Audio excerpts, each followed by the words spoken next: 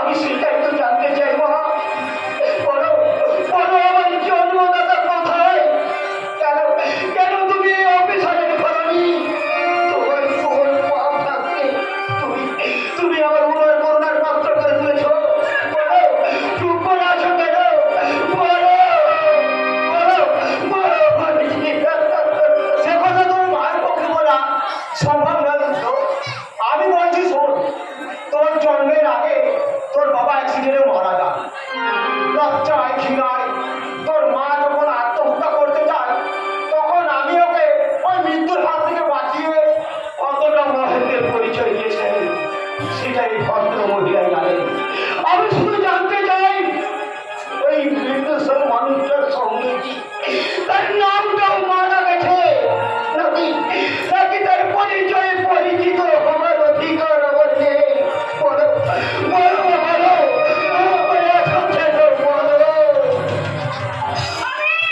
আমি সেগুলো বলতে পারবো না বাবা, আমি সেগুলো বলতে পারবো না। আমি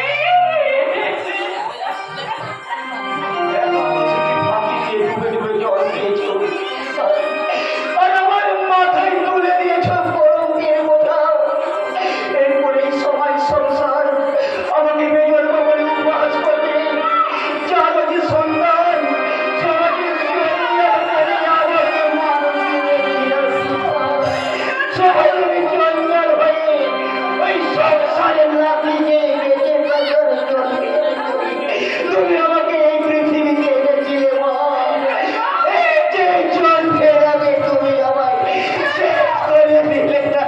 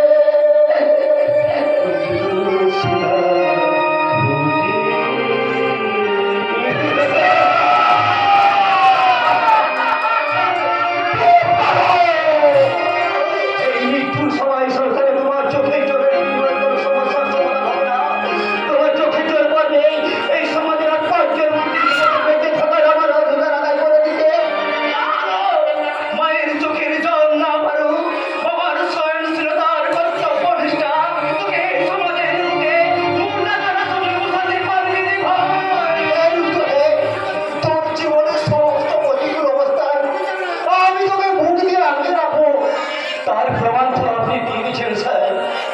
ওই অসতী মায়ের পেজন আমার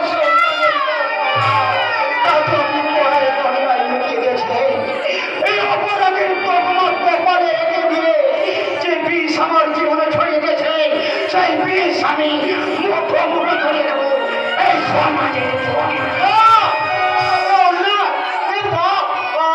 আমি তোকে কিছুতেই করতে দেবো না।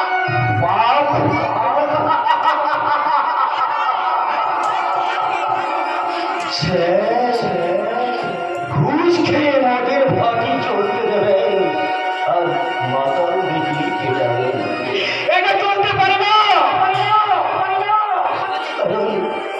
কারণ বাপের আতুর ঘরকে নিজের বাড়িতে পৌঁছে রেখে বাপের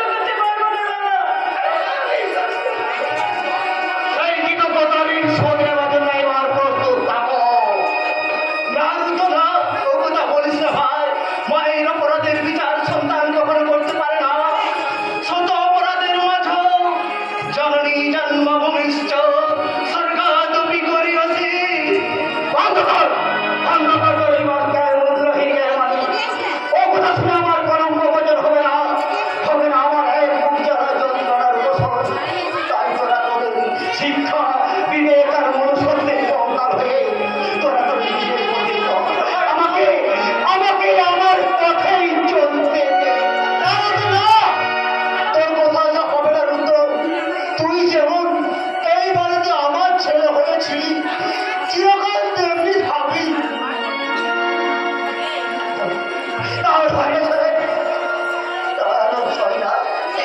রোগীর সেবা সবাই করে, যখন জানতে পারে ওই রোগীর